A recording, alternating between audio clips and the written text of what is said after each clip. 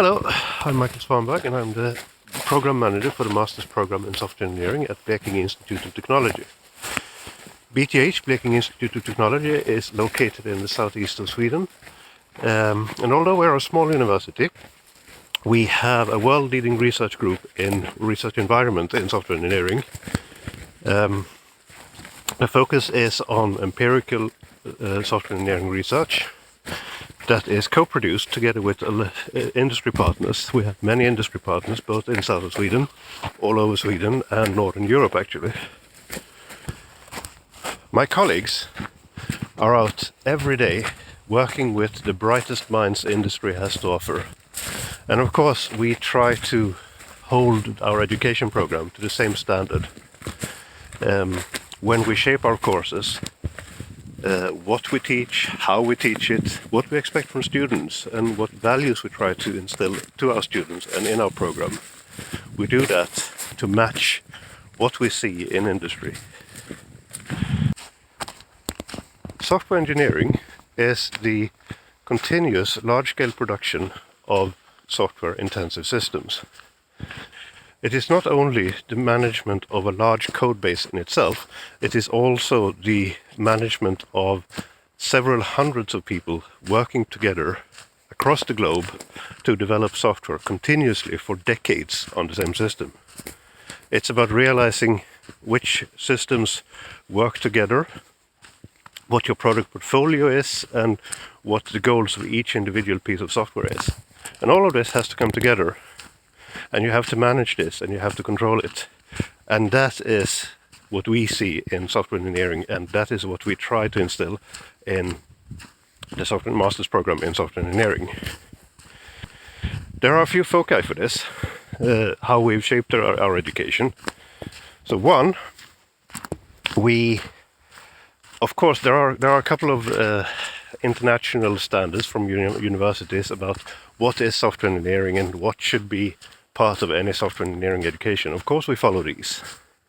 Then I regularly do surveys with industry, asking them what topics should be taught, what values should we focus on, what do they look for, essentially, when they recruit a new software engineer into their team.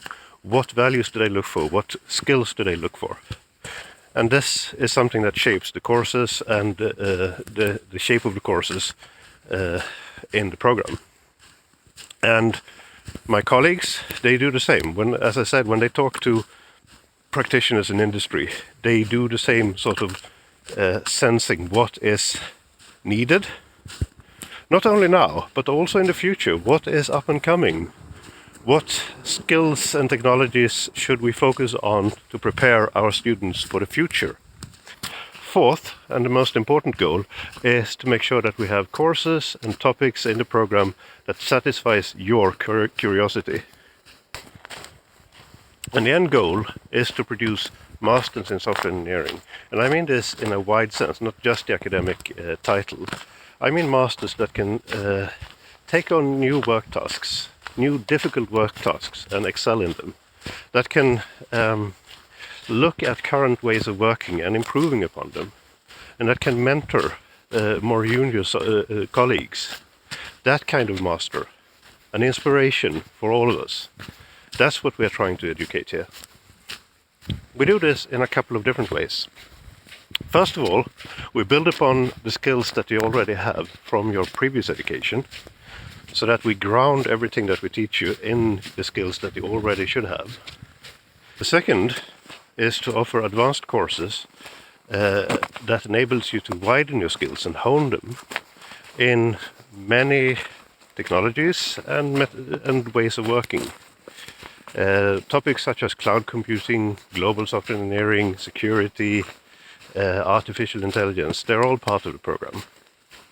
And the third focus is academic skills in terms of research methodology, knowing what the current state of research is, understanding how to read a research article, how to conduct a research study, how to identify what is good or bad in a research study that you read, and how to use that, how to use a research study, or how to build your own research study and then use it in order to either pursue an academic career or improve how you work in your company. So in the coming years, I see a few challenges for the program.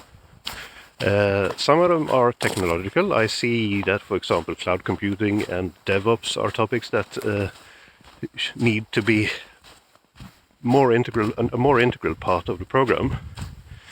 Agile and Lean, it's already there, and of course many companies are working already with Agile and Lean software development methodologies.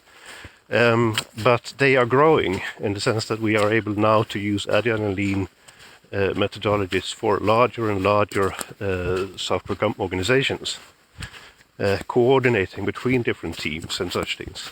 And that, of course, is something that we need to stay abreast of in the education. Sustainability and security, these are topics that you can no longer just push into one course and be done with it. These are topics that today we really have to focus on in all courses, because they permeate everything we do, every decision we make, every choice of technology we do is influenced by our awareness of how our systems are going to scale, how we are going to scale them sustainably, and with the security that we require. This ability in the program to adapt to what we see in the world around us, and we see not only now but also in the future, so that we can add courses, we can add flavors to the courses, we can add teaching methodologies such that we are preparing our students as best as we can to become future masters in software engineering. That's something that I'm rather proud of, that we have this flexibility in the program. We have the ability to adjust according to what we see, what we can sense is coming.